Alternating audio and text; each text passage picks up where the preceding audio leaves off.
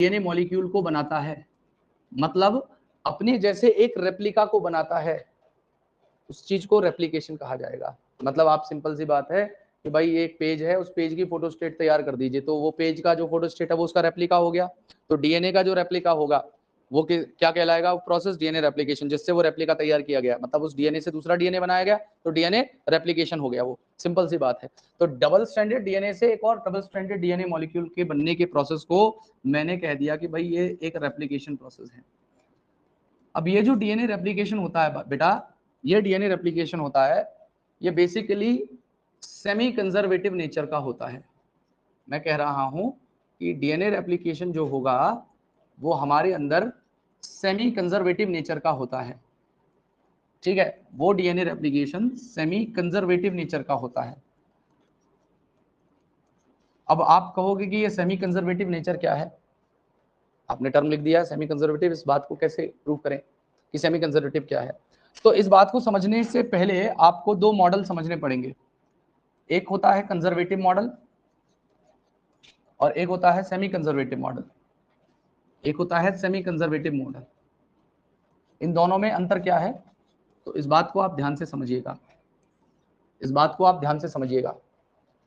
देखिए यहां पे क्या होगा, सभी लोग एक मिनट इधर देखें, बना लेना।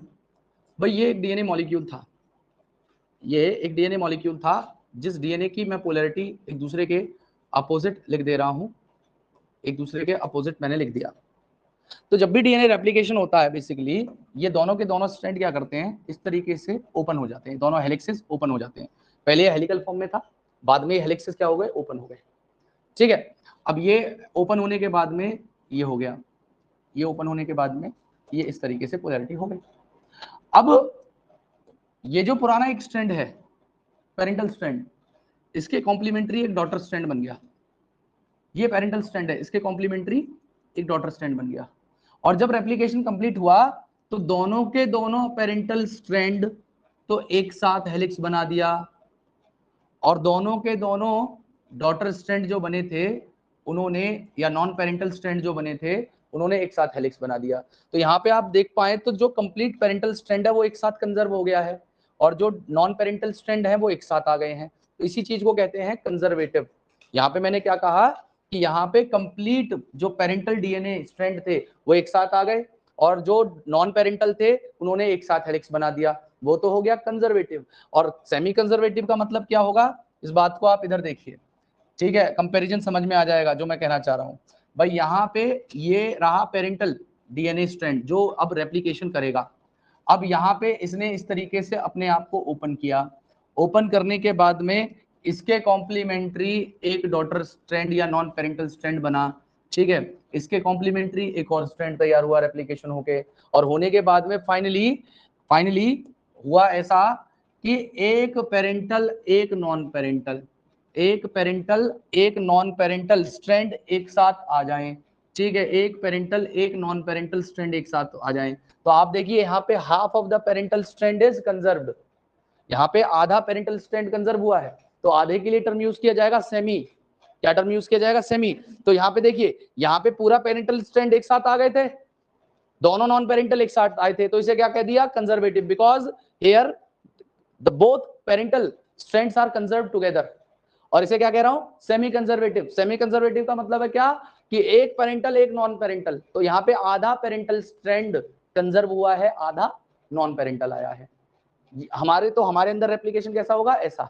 मतलब इसमें जब भी डीएनए नए स्ट्रैंड को बनाएगा तो एक पुराना स्ट्रैंड एक नया स्ट्रैंड एक साथ हेलिक्स बनाता है, एक पुराना स्ट्रैंड एक नया स्ट्रैंड एक साथ हेलिक्स बनाएगा। क्लियर है मेरी बात सभी को? तो यहाँ पे मैं लिख दे रहा हूं कंजर्वेटिव के अंदर कि ये दोनों के दोनों पेरेंटल स्ट्रैंड कंजर्व टुगेदर। ठीक है, complete both parental strand conserve, और यहां पे मैं लिख रहा हूं और ये दोनों के दोनों हैं नॉन पेरेंटल स्ट्रैंड, ये दोनों हैं नॉन पेरेंटल स्ट्रैंड। और यहाँ पे क्या हुआ है, यहाँ पे क्या हुआ है, एक पेरेंटल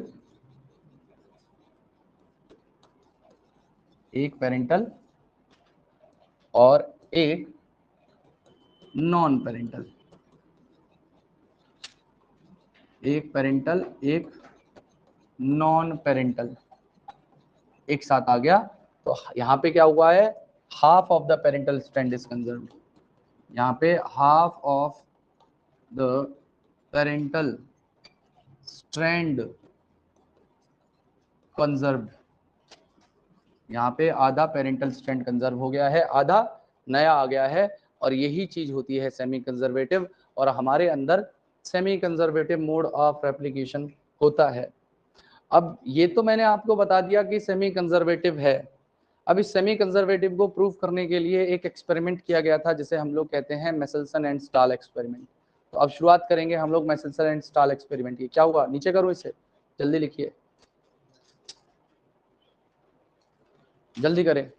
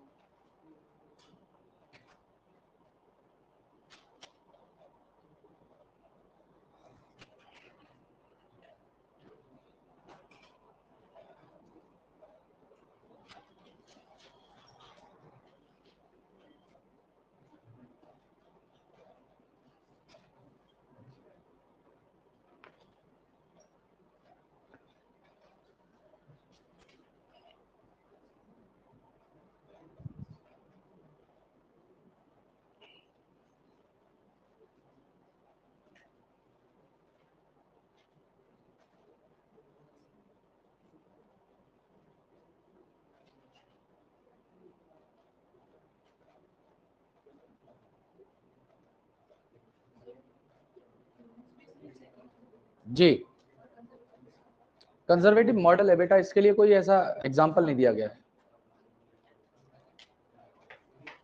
लिख लिया सभी ने, हो गया? जल्दी लिखो भैया, जल्दी करो इसे, फास्ट।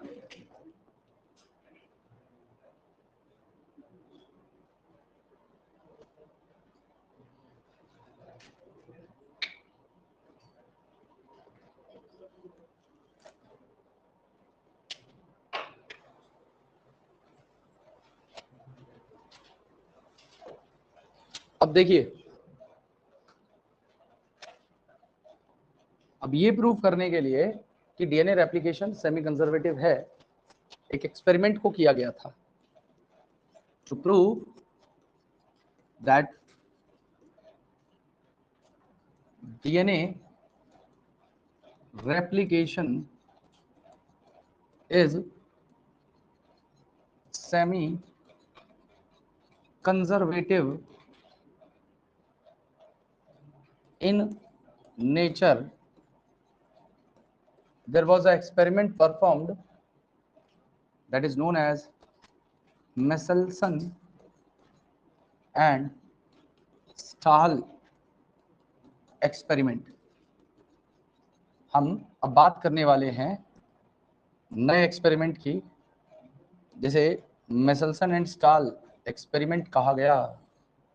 वाह, नया टूल, ठीक है, मेसल्सन एंड स्टाल एक्सपेरिमेंट कहा गया। तो यहाँ पे मेसल्सन एंड स्टाल एक्सपेरिमेंट को करने के लिए क्या किया गया था, तो सभी लोग ध्यान से जरा बोर्ड की तरफ देखेंगे कि इतना आसान नहीं है इसे समझना, समझिएगा पहले, कहीं डाउट हो तो पूछना, बाकी मैं अपनी तरफ से पूरी कोशिश करूंगा कि आपको पहली बार में समझ में आ जाए। देखिए यहाँ पे इन्होंने सबसे पहले एक बैक्टीरिया लिया, जो पहले भी लिया गया था, क्या नाम था उस बैक्टीरिया का, इकोलाई। तो बेटा इकोलाई का जो जनरेशन पीरियड होता है या जनरेशन टाइम होता है वो 20 मिनट का होता है, 20 मिनट्स का।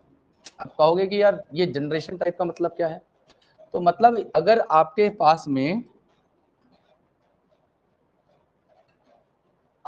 में अगर एक इकोलाई बैक्टीरिया है, अगर आपके पास में एक इकोलाई बैक्टीरिया है और वो इकोलाई बैक्टीरिया बाइंडर फिशन करके दो बैक्टीरियाज को बना ले, तो ये इसकी एक जनरेशन मानी जाती है और इसकी एक जनरेशन केवल और केवल 20 मिनट की होती है। मतलब 20 मिनट के अंदर एक इकोलाई दो इकोलाई को बना लेगा।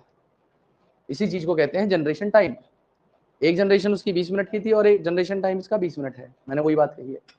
अब एक बात बताइए आप मुझे कि अगर किसी बैक्टीरिया को डिवाइड करना है, तो आप लोगों ने सेल साइकिल पढ़ी होगी। सेल साइकिल के अंदर आपने पढ़ा होगा कि जब भी सेल डिवाइड होती है तो जेनेटिक मटेरियल और सेल के जो कॉन्स्टिट्यूएंट हैं उनको बराबर बराबर डिस्ट्रीब्यूट किया जाता है, चाहे साइटोप्लाज्म हो, चाहे सेल ऑर्गेनेल हो, चाहे डीएनए हो। अगर कोई सेल डिवाइड कर रही है तो इन तीनों कंपोनेंट्स को, सेल ऑर्गेनेल्स को, उसके डीएनए को और उसके साइटोप्लाज्म को, दो सेल्स में इक्वल डिस्ट्रीब्यूट किया जाता है। पढ़ा है आपने? तो अब अगर आप यहां पे इसके पास में अपना डीएनए है एक, तो एक डीएनए जो कॉपी है वो तो इसी बैक्टीरिया की है ना। ये तो क्रोमोसोम जो एक, ज्यादातर प्रोकैरियोट्स में एक ही क्रोमोसोम होता है, वो इसी बैक्टीरिया का है ना। अब इस क्रोमोसोम को आधा आधा तो दे नहीं सकता, इसको क्या करना पड़ेगा, रेप्लिकेशन करके एक और डीएनए बनाना पड़ेगा। ये बात समझ में आ रही है? तब जाके एक कॉपी एक बैक्टीरिया को दे सकता है और दूसरी कॉपी दूसरे बैक्टीरिया को दे पाएगा।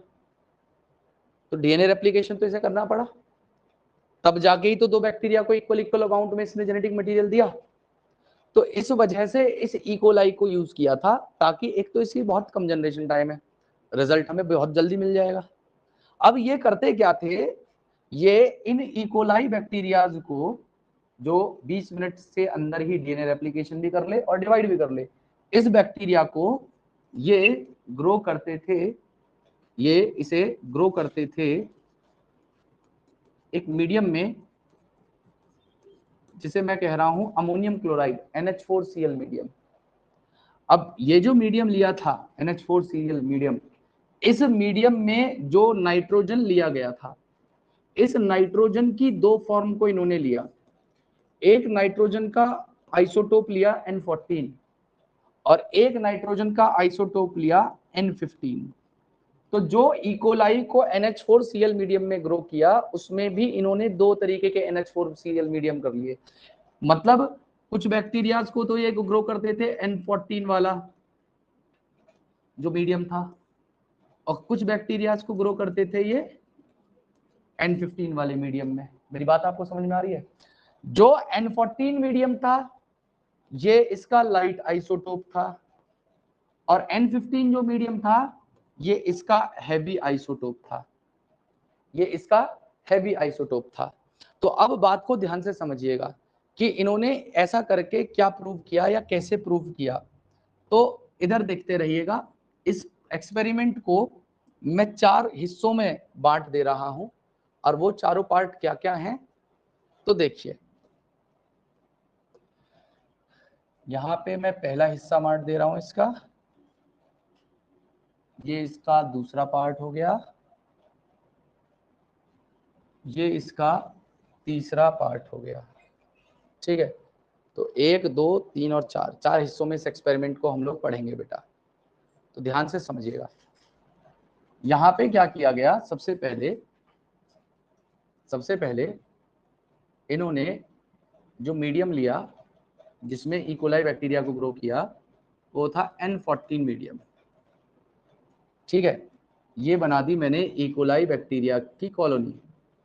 तो मैं यहां पे लिख दे रहा हूं कि इकोलाई ग्रोन।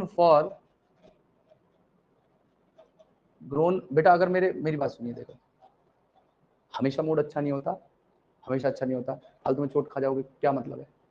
पढ़ लो चुपचाप, फालतू में लगा जाए आपको चोट, रहपटी जोर का पड़ जाए, छप जाए उंगली, क्या मतलब रहेगा? चुपचाप पढ़ लो। यहाँ पे पढ़ने आए हो या बात करने आए हो, मुझे समझ में नहीं आता। अबे 1 1.5 घंटा मिला, उसे पढ़ के चले जाओ ना अपने घर चुपचाप, और जाके घर जाकर कर लो जितनी बात, खड़े होकर बाहर कर लो बात। कोई रोक रहा है तुम्हें? क्लास से पहले करी थी तुमने बात, तुम्हें रोका था किसी को? क्लास में पढ़ लो चुपचाप। तो इकोलाई को ग्रो किया एक जनरेशन के लिए। अब जब भी देखो मैं एक जनरेशन लिखूंगा तो बाय डिफॉल्ट आप समझना 20 मिनट। अगर 40 मिनट लिखूंगा तो 2 जनरेशन। क्लियर हो गई मेरी बात? 60 मिनट हो गया तो 3 जनरेशन, सीधा सीधा आया, ये समझिए।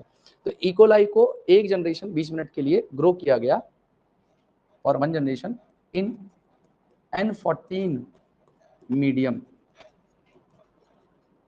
ठीक है, अब एक बात बताओ मुझे, सपोज करो ये कल्चर है, कल्चर प्लेट है जिसमें नाइट्रोजन का 14 आइसोटोप यहाँ पे बहुत सारा है, नाइट्रोजन के 14 N14 मीडियम यहाँ पे बहुत सारा है।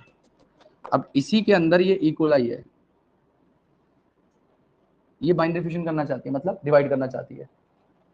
तो अगर ये बाइंडरी फिशन करेगी तो इस बैक्टीरिया के अंदर मैं एनलार्ज करके बताऊं तो इसके अंदर डीएनए रेप्लिकेशन होगा। तो इसके अंदर जो इसका क्रोमोसोम था वो इस तरीके से ओपन हो जाएंगे, इसके कॉम्प्लीमेंट्री ये बन जाएगा और इस वाले का कॉम्प्लीमेंट्री ये स्ट्रैंड बन जाएगा। अब किस मीडियम में ये ग्रो कर रहे हैं? वो मीडियम है N14। तो जिस मीडियम में ग्रो कर रहे हैं वो नाइट्रोजन भी तो इनके स्ट्रैंड के बीच में आ जाएगा। जिस मीडियम में वो ग्रो कर रहे हैं वो मीडियम भी तो इनके अंदर रहेगा।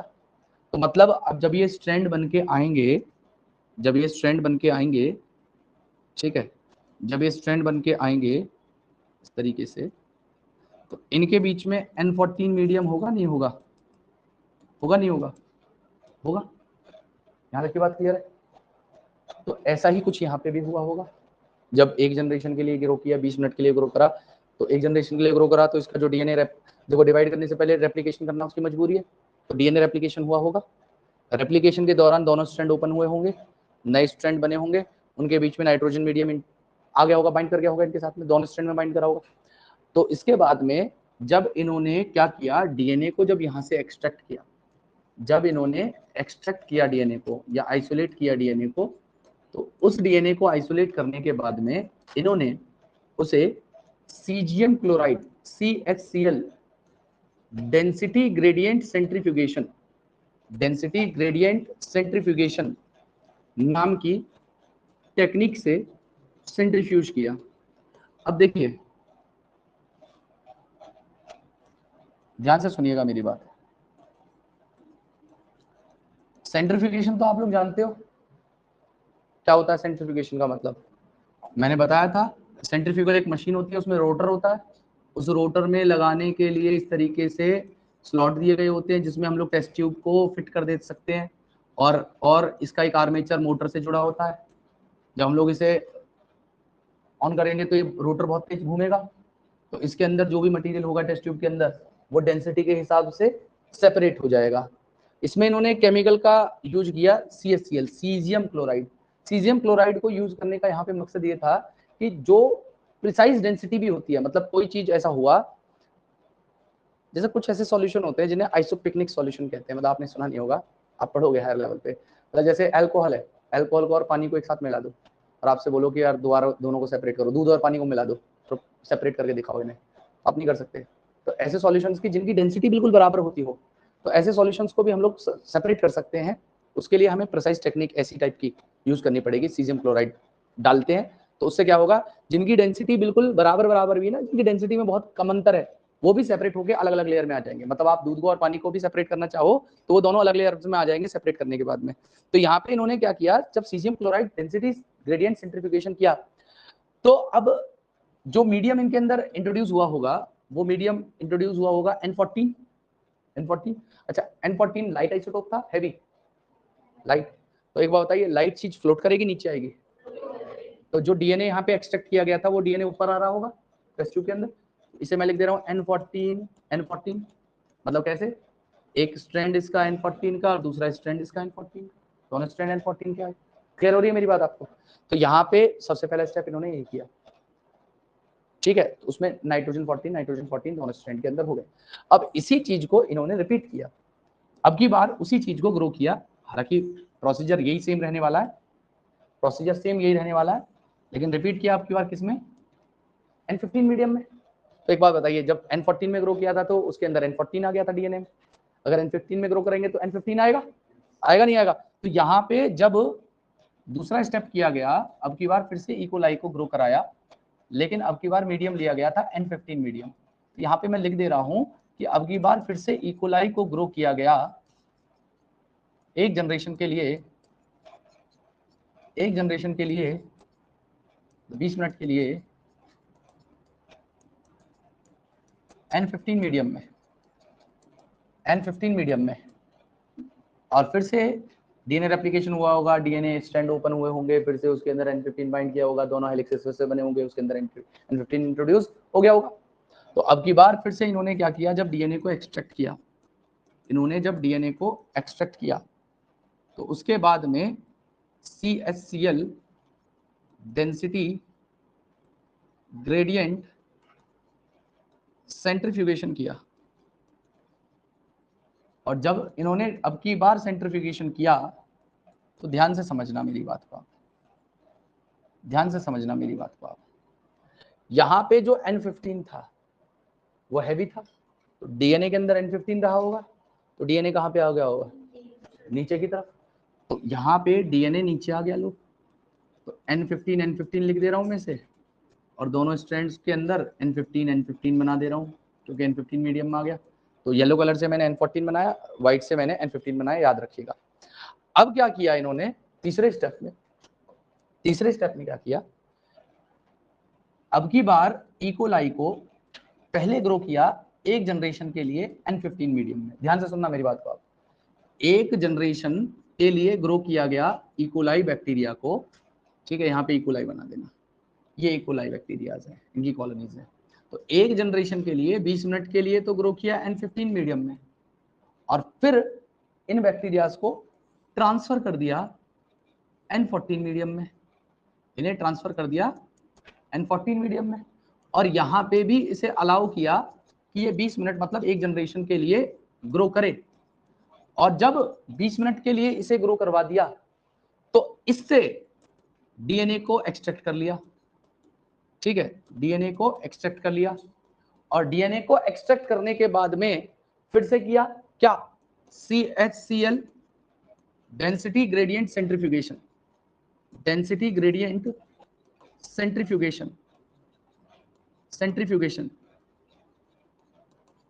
अब एक बात बताइए, जब ये N15 में ग्रो किया होगा तो N15 इंट्रोड्यूस हुआ होगा, और जब उसे ट्रांसफर कर दिया गया होगा N14 मीडियम में तो N14 भी आया होगा। तो यहाँ पे अब की बार जो डीएनए आया उसमें एक स्ट्रैंड क्या रहा होगा, N14 का, और एक स्ट्रैंड N15 का। मेरी बात समझ पा रहे हो आप? तो अगर लाइट आइसोटोप वाला डीएनए ऊपर है, हैवी वाला नीचे है, तो इंटरमीडिएट डेंसिटी वाला कहाँ होगा, बीच में। तो अब की बार ऐसा ही हुआ। अब की बार क्या हुआ कि एक हाइब्रिड बैंड बन के आया जो बीचों बीच था, सेंटर में था, और इसे मैं नाम दे रहा हूं N14 N15। ये हाइब्रिड बैंड बन के आया जिसे मैं कह रहा हूं N14 N15। अब मैंने N14 को येलो कलर से दिखाया था, तो N14 येलो, और उसके साथ में मैंने व्हाइट कलर से दिखाया है N15 को, N15। इसी तरीके से N15 N14, क्योंकि यहाँ पे दो जनरेशन थी इसलिए मैंने दो स्ट्रैंड बना दिए, यहाँ पे एक जनरेशन थी इसलिए एक डीएनए का स्ट्रैंड बनाया। मेरी बात समझ में आ रही है आपको?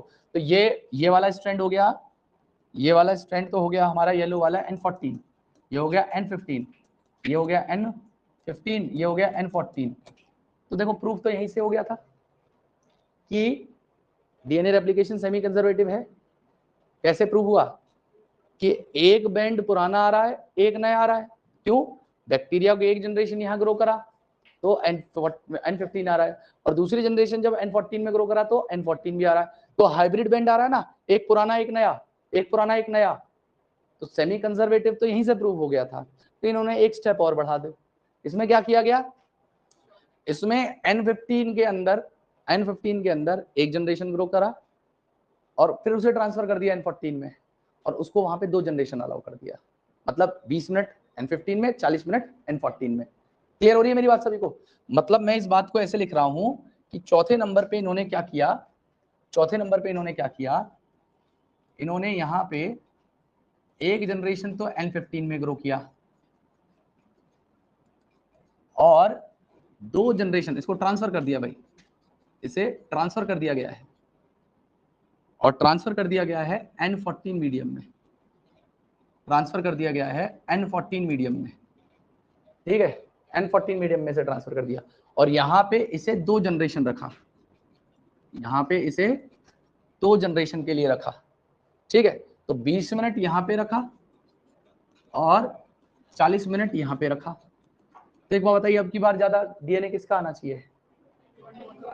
N14 का, क्योंकि 2 जनरेशन वहां पे। तो ऐसा ही हुआ होगा।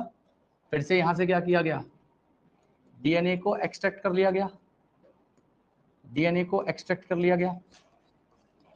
फिर से क्या किया गया, CHCl डेंसिटी ग्रेडियंट सेंट्रीफ्यूगेशन किया गया।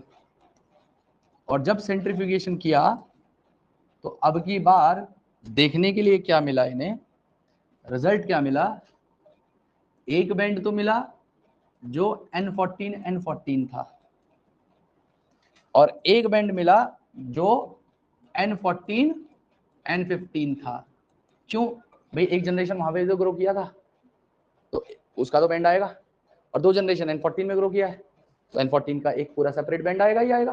तो यहाँ पे अगर मैं इसे दिखाना चाहूं तो मैंने N14 के लिए येलो कलर लिया है, तो यहाँ पे इसके लिए 2 आ गए, N14 वाला, ये आ गया N14 और हाइब्रिड बैंड के लिए बना दे तो हाइब्रिड इस तरीके से बैंड आए होंगे, ये वाले 2, ये N15 और इसके साथ में आया होगा N14। क्लियर है मेरी बात आपको? तो इसमें इसी स्टेप से हालांकि क्लियर हो गया था कि डीएनए रेप्लिकेशन सेमी कंजर्वेटिव है, क्योंकि एक पुराना एक नया स्ट्रैंड आ रहा है, ये फिर भी इन्होंने एक प्रोसीड किया, तो प्रोसीड करने के बाद में यहाँ पे ऐसा कुछ रिजल्ट इन्हें देखने के लिए मिल गया। क्लियर है सभी को मेरी बात? पक्का क्लियर है? बना लीजिए आप इसे, ठीक है।